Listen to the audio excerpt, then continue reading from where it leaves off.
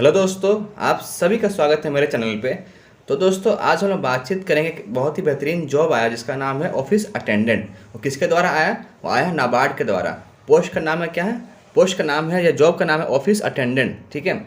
इस जॉब की अगर बात करें तो बहुत ही बेहतरीन जॉब है, बहुत ही सिंपल जॉब है। इसमें कुछ ज़्यादा कुछ काम नहीं करना रहता है और सैलरी भी इस जॉब में अच्छा है। इसमें वही व्यक्ति अप्लाई कर सकता है जिस व्यक्ति ने 10th पास किया हो, वो अंडर ग्रेजुएट भी हो। मतलब आपके पास 10th पास भी होना चाहिए, साथ ही साथ आप अंडर ग्रेजुएट भी हो, आप इस पोस्ट के लिए एलिजिबल हो। ठीक है।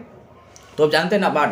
नाबार्ड आपको पता है कि नाबार्ड कौन है? नाबार्ड एक ऐसी संस्था है जो कि लोन देता है, बैंक को भी लोन देता है, साथ ही साथ ऐसे किसान को भी लोन देता है जिसको लोन की ज़रूरत पड़ती है, या फिर ऐसे स्टूडेंट्स जिनको एग्रीकल्चर पढ़ाई की है, उनको चाहते कोई बिजनेस स्टार्ट करना, तो वो भी ऐसी संस्था जो उसको भी लोन देती है। ठीक है। तो नाबार्ड बहुत ही सिंपल संस्था जो कि लोन देता है, बैंक को भी लोन देता है, साथ ही साथ ऐसे किसान को भी लोन देता है जिसको ज़रूरत हो, या फिर कह सकते हैं एग्रीकल्चर ग्रेजुएट को भी लोन देता है। ठीक है। अब जानते हैं कि ये जॉब हमारा जो है ये किस टाइप का है। जॉब का अगर बात करें, ये हमारा जॉब का नाम है ऑफिस अटेंडेंट, जिसको सहायक कर्मचारी भी आप बोल सकते हो। शॉर्ट फॉर्म में मैंने यहाँ लिखा OA। ठीक है। इसका अगर बात करें कैसा जॉब है, ग्रुप सी का लेवल का जॉब है, जिसमें टोटल पोस्ट का अगर बात करें 108 पोस्ट है, यानी कह सकते हैं 108 पोस्ट है, वो भी अलग अलग स्टेट में। ठीक है। एक ही स्टेट में ना पोस्ट नहीं है, अलग अलग स्टेट में कुछ कुछ सीट खाली है, कुछ कुछ सीट वैकेंसीज खाली है, उसके बिहार पे ये सीट अलग अलग स्टेट में खाली है। टोटल पोस्ट में बात करें तो 108 इसमें सीट है। अगर हम बात करें इसमें वेबसाइट का नाम क्या है, कहाँ से मुझे पता चलेगा पूरा जानकारी के बारे में बात करूँ तो इसका वेबसाइट का नाम है www.nabard.org। मतलब इस वेबसाइट पर आप जाएंगे तो सारा आपको डिटेल आपको पता चल जाएगा। इस जॉब का जितना सारा डिटेल है या कुछ भी और एक्स्ट्रा कुछ आप जानना चाहते हैं तो आप ये वेबसाइट पर जाके आप चेकआउट कर सकते हैं, www.nabard.org। ठीक है। अब जानते हैं कि इस फॉर्म का डेट भरने के कब से लेकर कब तक है। ठीक है। इस जॉब का बात करें, आप 2 अक्टूबर से लेके 21 अक्टूबर तक इस फॉर्म का आराम से अप्लाई कर सकते हैं। ठीक है। 2 अक्टूबर से लेके 21 अक्टूबर तक आप इस फॉर्म का आराम से भर सकते हैं। मतलब काफ़ी कम समय दिया गया, बट पोस्ट अच्छा है तो आप इस पोस्ट को जल्दी से भरिए। ठीक है। अब जानते हैं एग्जाम कब तक हो सकता है। देखिए, एग्ज़ाम का अगर बात करें, टेंटेटिव डेट है, कब तक हो सकता है? 21 नवंबर 2024 तक ये एग्ज़ाम हो सकता है। हो सकता है एग्ज़ाम का डेट चेंज भी हो सकता है, बट अभी तक जितना तक मैं बता रहा हूँ ये एग्ज़ाम का डेट फिक्स है, बट कुछ कारणवश ये डेट चेंज भी हो सकता है। ठीक है। अब बात करते हैं इसमें कितना प्राइस रहेगा फॉर्म का प्राइस कितना रहेगा। तो आप SC ST से बिलोंग करते हैं तो आपका फॉर्म का प्राइस आएगा 50 रुपया। यदि आप बिलोंग करते हैं OBC या फिर बिलोंग करते हैं जनरल कैटेगरी से आप बिलोंग करते हैं तो आपका फॉर्म का प्राइस है 500 रुपया आपको देना पड़ेगा। ठीक है। ये सिंपल सा आपका फॉर्म का चार्ज है, जो कि बहुत ही नॉर्मल है। ठीक है। अब हम लोग जानते हैं कि इसमें एलिजिबिलिटी क्राइटेरिया क्या है, मतलब एजुकेशन आपके पास क्या क्या मिनिमम होना चाहिए। जैसा कि मैं पहले भी बता चुका हूँ, यदि आप 10th पास किए हैं, ठीक है, किसी भी बोर्ड से, आप CBSE से पास आउट किए, या आप स्टेट बोर्ड से पास आउट किए, या फिर कोई भी रीजनल स्कूल से उससे आप पास आउट किए हैं, आपके पास 10th का पास आउट होना चाहिए। ठीक है। आपने मैट्रिकुलेशन किया हो, 10th पास किया हो, साथ ही साथ स्टूडेंट्स मस्ट भी अंडर ग्रेजुएट, मतलब आप कोई ग्रेजुएशन कोर्स भी कर रहे हो साथ ही साथ। ठीक है। तो आपके पास ये दोनों आपके पास एजुकेशन है तो आप इस पोस्ट के लिए, इस जॉब के लिए भी एलिजिबल हो। ठीक है। साथ ही साथ एक और चीज़ में बात करूँ, आपका एज का अगर बात करूँ क्राइटेरिया, तो 18 से लेकर 30 साल का आपका एज होना चाहिए। 18 साल से लेकर आपका 30 साल एज होना चाहिए। साथ ही साथ आपको कुछ कास्ट का दिया जाएगा, रिलैक्सेशन भी दिया जाएगा। ठीक है। आप किसी भी कैटेगरी से बिलोंग करते हो, SC ST OBC जनरल, आप किसी भी कैटेगरी से आते हो, उसके कास्ट के बेसिस पे आपको रिलैक्सेशन भी दिया जाएगा। तो दोस्तों, अब हम लोग बातचीत करते हैं हमारा जॉब प्रोफाइल क्या है, यानी कह सकते हैं मुझे काम क्या करना पड़ेगा, यानी कह सकते हैं जॉब हमारा रोल क्या क्या है। ठीक है। इसमें काम क्या क्या करना पड़ेगा। ठीक है। काम बहुत ही सिंपल है, आपको मैं बता दूं। ऑफिस अटेंडेंट मतलब होता है कि सहायक कर्मचारी, मतलब सिंपल आपको काम करना रहता है कि जो भी लोग जस्ट लाइक काम करते हैं कर्मचारी का, जो या फिर चपरासी काम करते हैं, तो वही आपको काम करना पड़ेगा। नॉर्मल काम रहता है, ईजी काम है। ठीक है। बट आप अच्छा जगह काम कर रहे हो तो उसको चपरासी तो नहीं कर सकते, आपको करना पड़ेगा ऑफिस अटेंडेंट, आपका काम करना पड़ेगा आपके पोस्ट को। ठीक है। तो काम आपको क्या कर रहेगा, तो आपको जो भी फाइल्स है, जो भी डॉक्यूमेंट्स है, आपको देना रहेगा सर लोग को, जो भी आपके सीनियर अथॉरिटीज रहेंगे। ठीक है। जो आपके सीनियर कर्मचारी रहेंगे, उनको सारा जो भी डिमांड करेंगे, फाइल्स पेपर जो भी रहेगा वो आपको देना रहेगा। साथ ही साथ में बात करूँ, आपको पानी भी बहुत पहुँचाना पड़ेगा, सप्लाई ऑफ वाटर। ठीक है। और बेवरेज कुछ खाने पीने की चीज़ें वो आपको देना रहेगा आपके सीनियर स्टाफ को। ठीक है। या सीनियर अथॉरिटी को देना पड़ेगा। साथ ही साथ में बात करूँ, आपको चाय बनाना पड़ेगा, चाय बनाकर सर को सर्व करना पड़ेगा। ठीक है। टी हो गया, कुछ खाना आपको बनाना होता है तो वो भी आपको सर को देना पड़ेगा, आपके सीनियर लोगों को देना पड़ेगा। साथ ही साथ मैं बात करूँ, कोई आपको फोटोकॉपी भी करना पड़ सकता है, कोई डॉक्यूमेंट्स है उसको फोटोकॉपी करना है या फिर कर सकते हैं जीरोक्स करके देना पड़ेगा, ठीक है। साथ ही साथ आपको क्या करना पड़ेगा, जो भी आपका ऑफिस है जहाँ आप काम करोगे, हर स्टेट का अलग अलग वैकेंसीज है, ठीक है। तो हर स्टेट में जो भी रीजनल ब्रांच रहेगा, जो भी हेड ब्रांच रहेगा, आपको वहाँ पोस्टिंग होगा, ठीक है। आपको वहाँ जाकर सारा कुछ काम करना रहेगा। जिस एरिया में आप काम करेंगे, जिस पोजीशन में आप काम करेंगे या फिर जिस लोकेशन में आप काम करेंगे, वो एरिया आपको अच्छा से रखना पड़ेगा, मेंटेन, हाइजीन और अच्छा से साफ सुथरा रखना पड़ेगा, ठीक है। Maintain office clean and wastage free, आपको वो एरिया आपको गंदा नहीं रखना, अच्छा से रखना। मतलब कुल मिला के अगर बात करें, आपको काम बहुत ही सिंपल है। जो भी आपके सीनियर कर्मचारी हैं उनको सहयोग करना, उनको काम में मदद करना। साथ ही साथ मैं बात करूँ, जो भी लोकेशन आप काम करें उस लोकेशन को हमेशा साफ़ सुथरा रखना है। तो दोस्तों अब हम लोग बातचीत करते हैं हमारा सिलेक्शन प्रोसीजर क्या रहेगा, यानी कैसे इस जॉब के लिए हमारा सिलेक्शन कैसे होगा, ठीक है।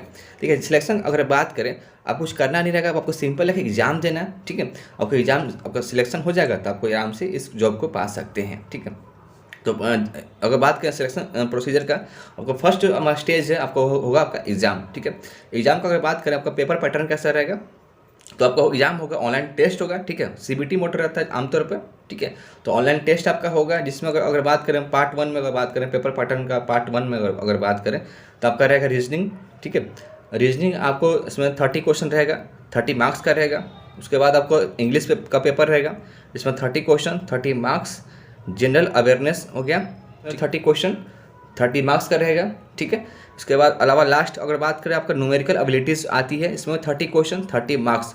टोटल अगर बात करें 120 क्वेश्चन, 120 मार्क्स, यानी एक क्वेश्चन 1 मार्क्स का रहेगा। इसमें अगर समय का बात करें, आपको 90 मिनट्स दिया जाएगा, यानी 90 मिनट्स में आपको 120 क्वेश्चन सॉल्व करना रहेगा, जो कि 120 मार्क्स के रहेंगे। इसमें एक और चीज़ मैं बता दूँ, इस एग्ज़ाम में आपको नेगेटिव मार्किंग भी है। तो नेगेटिव मार्किंग से बचने के एक ही प्रोसेस है, जो क्वेश्चन का जवाब आए वही क्वेश्चन आपको अटेम्प्ट करना है, नेगेटिव क्वेश्चन अटेम्प्ट नहीं करना है, ठीक है। क्योंकि क्यों नेगेटिव क्वेश्चन अटेम्प्ट क्यों करना है, जब आपका क्वेश्चन आपको आया ही नहीं। तो सिंपल बात यही जानना है, जो क्वेश्चन आपको आता है वही क्वेश्चन आप अटेम्प्ट करें। 120 क्वेश्चन, 120 मार्क्स, ठीक है। अब जानते हैं कि इसमें एक और आपको एग्जाम देना पड़ेगा, जिसको बोलते हैं लैंग्वेज प्रोफिशिएंसी टेस्ट, या फिर उसको बोलते हैं एलपीटी, ठीक है। पहला आपका एग्जाम हो गया अपने सब्जेक्ट के रिगार्डिंग, आपने जो चीज़ पढ़ाई किया। सेकंड आपका हो गया लैंग्वेज से रिगार्डिंग आपका टेस्ट होगा। ये क्यों होता है, ये बेसिकली होने का वजह क्या होता है कि आप जिस स्टेट में आप फॉर्म अप्लाई करेंगे, आपको उस स्टेट का, उस रीजन का, ठीक है, आपको वहाँ का लैंग्वेज आना चाहिए। कभी कभी क्या होता है कि हम लोग जिस स्टेट से बिलोंग करते हैं, तो हम लोग को वहाँ का लैंग्वेज अच्छा पकड़ नहीं रहता है, अच्छा हमारे पास नॉलेज नहीं रहती है। तो उसी के चेकआउट करने के लिए आपको लैंग्वेज प्रोफिशिएंसी टेस्ट होता है कि आप जिस स्टेट के, जिस रीजन में आप अप्लाई कर रहे हैं पोस्ट के लिए, आपको वो लैंग्वेज आनी चाहिए, ठीक है। मैं अगर बात करूँ एलपीटी का, तो एलपीटी अगर बात करूँ क्वालिफाइंग पेपर रहेगा, जिसमें आपको पास आउट करना रहेगा। ये आपको क्वालिफाइंग पेपर रहेगा, जिसमें you have to knowledge of language of your domicile region and state form apply must be, ठीक है। आपको इसमें इस सब्जेक्ट में अगर पास आउट नहीं करते हैं एलपीटी में, लैंग्वेज प्रोफिशिएंसी टेस्ट में, तो आप इसमें एलिजिबल नहीं रहेंगे, ठीक है। तो आपको ये पेपर आपको क्वालिफाइंग पेपर है, लेकिन आपको इसमें पास करना जरूरी है। अगर इसमें पास करके, ठीक है, और इसमें आप पास आउट नहीं किए, एलपीटी में पास आउट नहीं किए, तो आप सिलेक्शन आपका नहीं होगा। तो ये भी पेपर बहुत ज़्यादा जरूरी है। कम से कम आपको जो भी आपका कट ऑफ रहेगा उसके रिगार्डिंग आपको पढ़ाई करना रहेगा। आपके पास जो भी नॉलेज रहेगा स्टेट के रिगार्डिंग, जो भी आपके पास लैंग्वेज का आपके पास होना चाहिए नॉलेज, लाइक आप उस लैंग्वेज को पढ़ सकते हैं, लिख सकते हैं और बोल भी सकते हैं। साथ ही साथ उस लैंग्वेज को आपको समझ भी होना चाहिए, आप जिस स्टेट के, जिस रीजन में आप अप्लाई कर रहे हैं। लाइक मैं बात करूँ बिहार में अगर बात करूँ, तब यहाँ चलता है हिंदी, ठीक है। अगर मैं बात करूँ यूपी में, वहाँ भी चलता है हिंदी, ठीक है। यदि मैं चला गया साउथ में, बात करूँ कर्नाटका में, तो वहाँ चलता है कन्नड़। आपका उस लैंग्वेज का पकड़ होना चाहिए। जैसे मैं बात करूँ उड़ीसा का, तो उड़ीसा में लैंग्वेज चलता है उड़िया।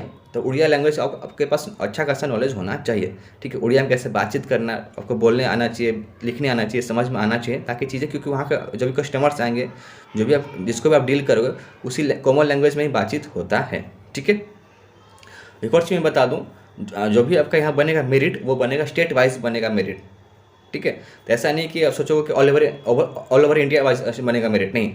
आप जिस स्टेट के, जिस कैटेगरी के बिलोंग करते हैं, ठीक है, हर स्टेट में अलग अलग वैकेंसीज हैं, अलग अलग पोस्टेज हैं, ठीक है। तो उसके रिगार्डिंग आपको बनेगा मेरिट, ठीक है। एक और चीज़ मैं बता दूँ, इसमें आपको प्रमोशन भी मिलेगा। ऐसा नहीं कि आपको सिर्फ एक ही जगह पर रहेंगे, प्रमोशन भी इसमें पोस्ट को मिलेगा। आप इस पोस्ट में, आप इस जॉब में आप ज्वाइन करोगे एज ए OA, जिसको बोलते हैं ऑफिस अटेंडेंट बोलते हैं, ठीक है। आप यहाँ पर इस पोस्ट पर आप ज्वाइन करोगे, उसके बाद जब आपका थोड़ा सा प्रमोशन होगा तो आप बनोगे सीनियर OA, इसको बोलते हैं सीनियर ऑफिस अटेंडेंट। उसके बाद आप बनोगे स्पेशल ऑफिस अटेंडेंट, उसके बाद आप बनोगे सीनियर स्पेशल ऑफिस अटेंडेंट, ठीक है। तो ऐसे ऐसे आपका प्रमोशन भी होता चला जाएगा। प्रमोशन भी होगा तो इसका मतलब आपका सैलरी भी बढ़ेगी, सैलरी बढ़ेगा तो आपकी इज्जत शोहरत भी आपका बढ़ेगा, ठीक है। अब स्टार्ट करो कहाँ से, तो ऑफिस अटेंडेंट से स्टार्ट करोगे, लास्ट कहाँ तक जाएगा, सीनियर स्पेशल ऑफिस अटेंडेंट तक जाएगा, इसको बोलते हैं सीनियर स्पेशल OA भी बोलते हैं। इसके अलावा भी और आपकी प्रमोशन होने के चांसेस है। आपका देखा जाएगा कैसा आपका परफॉर्मेंस है, कैसा आपने काम किया, आपका कैसा बिहेवियर है, ठीक है। तमाम चीज़ें चेक की जाती है, ठीक है, प्रमोशन में, ठीक है।